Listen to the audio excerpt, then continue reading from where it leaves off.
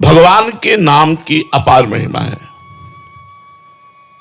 जिसको नाम जपने में मन लगने लगा तो समझो भगवान की विशेष कृपा उस पर हो गई।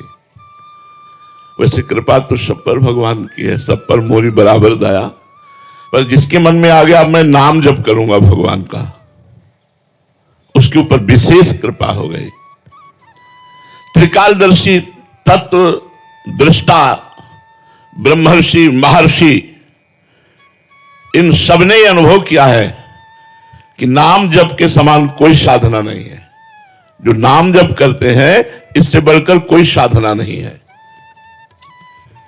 अच्छा, इसमें पवित्र अपवित्र, देश काल नियम ये सब नहीं है। आप जैसे हो वैसे आप राधा राधा उच्चारण कर सकते हो, वैसे राम राम जप सकते हो, वैसे कृष्ण कृष्ण आप जप सकते हो। न देश काल नियमो न शौच निर्णय विद्यते कुत्र चिन्ह राधा नामनि पूरे सुचो। आप जहां बोले राधा तो आप पवित्र हो गए। जैसे गंगा स्नान करने से पवित्र हो जाते नाम, ऐसे नाम उच्चारण करने से भीतर और बाहर अपवित्रा पवित्रोवा सर्वावस्थांगतो पिवाह या स्मरेत पुंडरीकाक्षम सवायाभ्यांतरा शुचि। भीतर और बाहर से पवित्र हो गए। पवित्र का मतलब पाप नष्ट हो गए। पाप नष्ट होने का मतलब दुख विपत्ति संकट ये सब नष्ट हो जाएंगे। तुलसी अपने राम को रीज भजो या खींच, उल्टो सूधो जामी है खेत परे को बीज। अगर बीज ऐसे गिर जाए तो भी वो उल्टा भी जग जाएगा, और सीधा गिरे तो भी जग जाएगा। आप उल्टा सीधा जैसे भी बने, भाव को भाव न खाल सहो, नाम जपत मंगल दिशि दसहो। उल्टा जप रहे थे मरा मरा मरा मरा। एक जगह तो दृष्टांत ऐसा मिला कि जिसमें भगवान के शास्त्र नाम में कोई नाम नहीं था और उसे भगवत प्राप्ति हो गई। एक गांव का ग्वारिया, पहले ऐसा होता था जमींदारों की गाय चराते, जमींदारों की चाकरी करते थे, बहुत छोटे मोटे राजाओं जैसा उनका वैभव होता था। तो गांव में भागवत हुई। हम आपको नाम की महिमा बता रहे हैं। कुछ लोग उधर से निकले, वो ग्वारिया से कहा रे जिंदगी बर्बाद होती जा रही है, भागवत सुनिया। एक दिन गांव में भागवत हो रही, तो बोली हमारे गायें, तो किसी दयालु ने कहा 1 घंटा के लिए हम देख लेंगे, तुम 1 घंटा के लिए भागवत सुनियाओ। वो गया और सबसे पीछे बैठ गया। पढ़े लिखे तो कुछ था नहीं।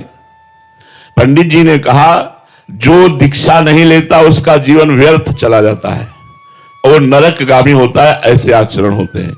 गुरु मंत्र और गुरु दीक्षा लेने से बचाव पक्ष पुष्ट होता है कि एक बार ही नाम मंत्र सही यमराज के रजिस्टर में जब लिख जाता तो भारी पड़ जाता है। और तो उसका मन लगा नहीं, उठा और चल दिया। शाम के भाग के आया और पंडित जी से कहा, पंडित जी आपने कहा था गुरु दीक्षा लिए बिना मनुष्य का जन्म व्यर्थ हो जाता है। तो उसकी हालत देखी, फटे पुराने कपड़े, अपने आप दिखाई देता है। और वो गरीब आदमी, गांव का ग्वारिया, कुछ देने लेने वाला चक्कर तो था नहीं। पंडित जी ने कहा कि कल ले लेना। फिर शाम के आया, कहा कल ले लेना। ऐसे 7 दिन भागवत के पूरे हो गए।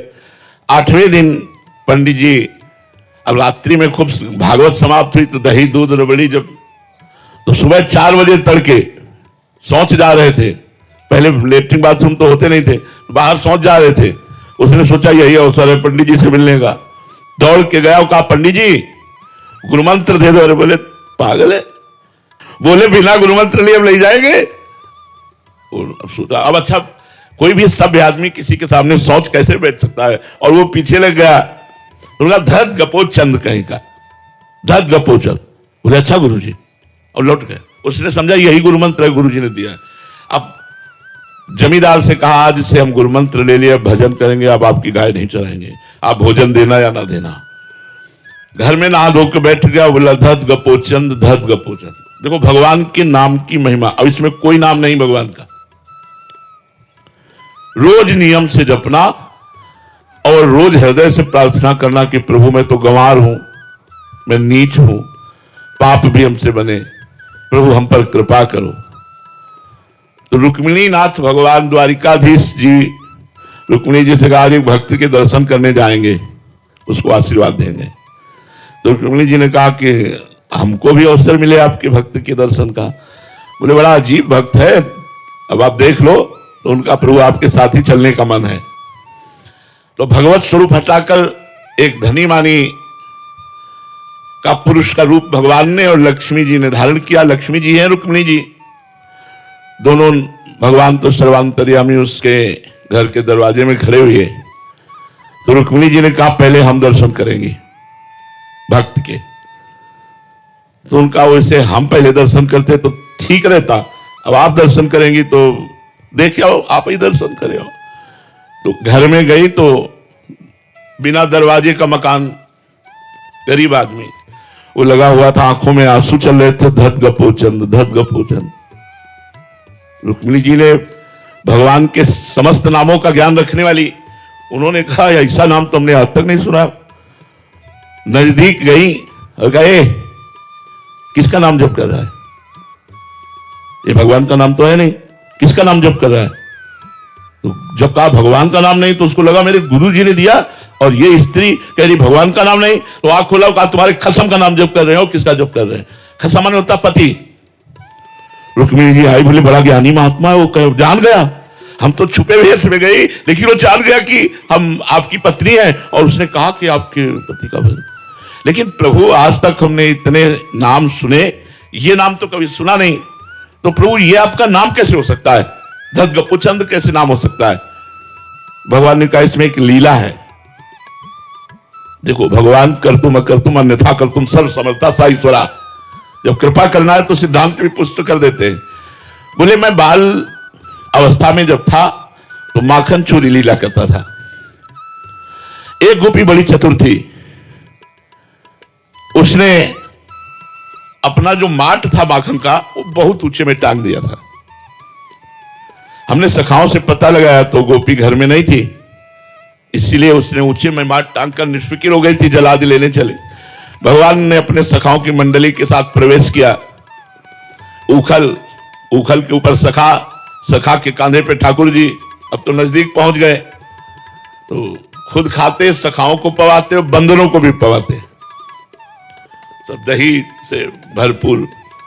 इसीलिए गोपियों की जैसा भाग्य किसका, स्वयं भगवान ने आनंद में चोरी लीला करके उनको सुख प्रदान किया। वो गोपी आई, देखा दरवाजा खुला है, समझ गई आज हमारी भगवान ने कामनाएं पूर्ण कर दी।